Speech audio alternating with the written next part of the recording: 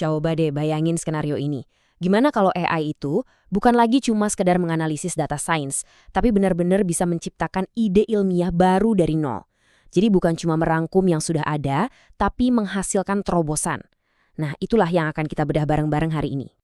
Jadi, pertanyaan besarnya begini. Mungkinkah sebuah program komputer, sebuah AI, bisa mengalami momen eureka? Mungkinkah dia menghasilkan sebuah penemuan ilmiah yang betul-betul orisinal yang belum pernah terpikirkan oleh manusia? Jawabannya, ternyata, bisa. Dan itu sudah terjadi loh. Kita ini sedang memasuki sebuah era baru, di mana gagasan bahwa penemuan ilmiah itu cuma bisa dilakukan manusia, sekarang mulai dipertanyakan. Oke, supaya kita paham konteksnya, kita perlu mundur sedikit. Ada satu masalah besar di dunia sains modern saat ini, dan ternyata AI datang sebagai solusi yang sama sekali nggak terduga. Kutipan ini pas banget. Bayangin ya, ribuan artikel ilmiah terbit setiap hari, jutaan gigabyte data terkumpul.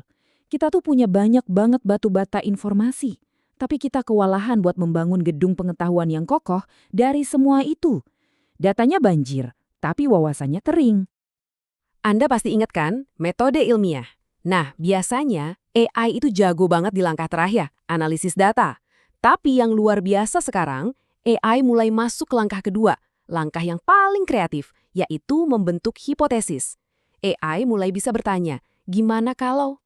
Sekarang, mari kita lihat contoh nyata yang, ini benar-benar bikin tercengang. Sebuah alat AI bernama FieldShift melakukan sesuatu yang radikal. Ia bikin hipotesis baru dengan cara menerjemahkan satu bidang ilmu ke bidang ilmu lainnya. Kedengarannya aneh kan? Coba kita lihat. Kunci utamanya ada di konsep simetri mendalam. Gini deh gampangnya.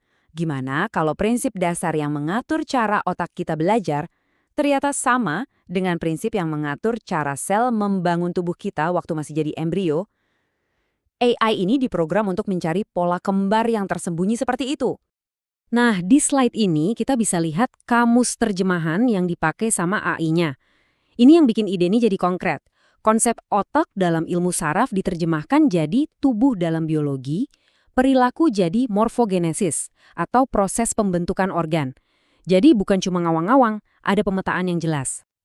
Oke, jadi ini bahan mentahnya. Para peneliti ngambil abstrak dari artikel ilmu saraf beneran. Topiknya tentang gimana otak bikin semacam peta mental untuk navigasi, lalu abstrak ini disuapkan ke AI. Dan inilah hasilnya. Boom! AI mengambil ide soal peta di otak dan menerjemahkannya menjadi ide yang benar-benar baru tentang bagaimana sel-sel membangun tubuh kita. Kalau kita baca hasilnya, ini tuh kedengeran persis seperti abstrak artikel biologi yang ditulis sama profesor, padahal ini murni ciptaan AI. Inilah cikal bakal sebuah artikel ilmiah yang idenya lahir dari mesin.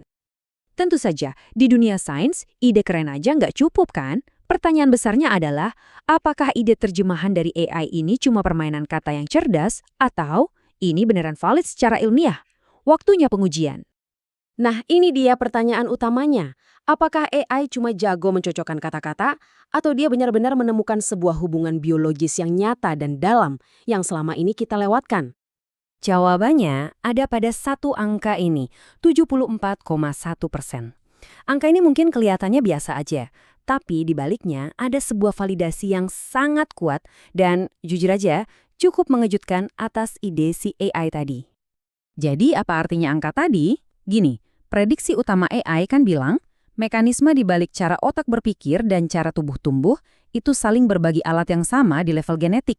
Dan ternyata setelah dianalisis, ditemukan bahwa 74,1% gen yang terkait perilaku pada manusia juga terkait dengan proses perkembangan. Tumpang tindihnya itu luar biasa besar. Intinya, AI-nya bener. Dan lihat deh, grafik ini makin keren lagi. Tumpang tindih genetik ini ternyata nggak acak, tapi justru meningkat seiring dengan kompleksitas evolusi.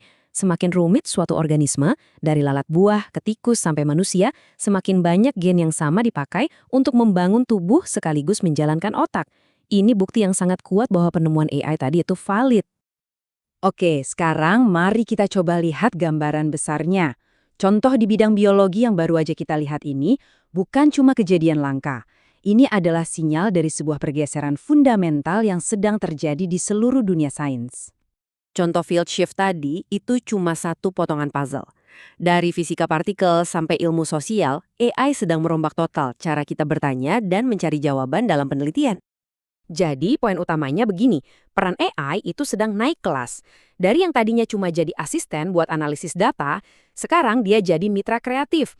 Seorang rekan peneliti yang bisa menyarankan arah baru yang mungkin belum pernah terpikirkan oleh kita.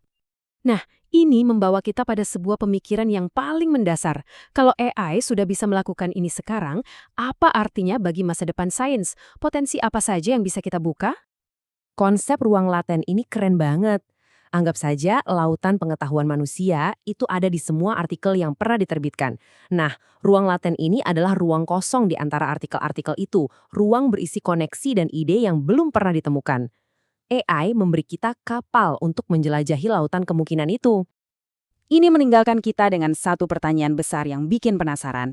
Kalau AI bisa membaca semua penelitian yang pernah ada, lalu menghubungkan titik-titik yang terlewat oleh otak kita yang terbatas, penemuan besar apa yang sebenarnya sudah ada di depan mata kita? Mungkin obat untuk penyakit mematikan, atau teori fisika baru.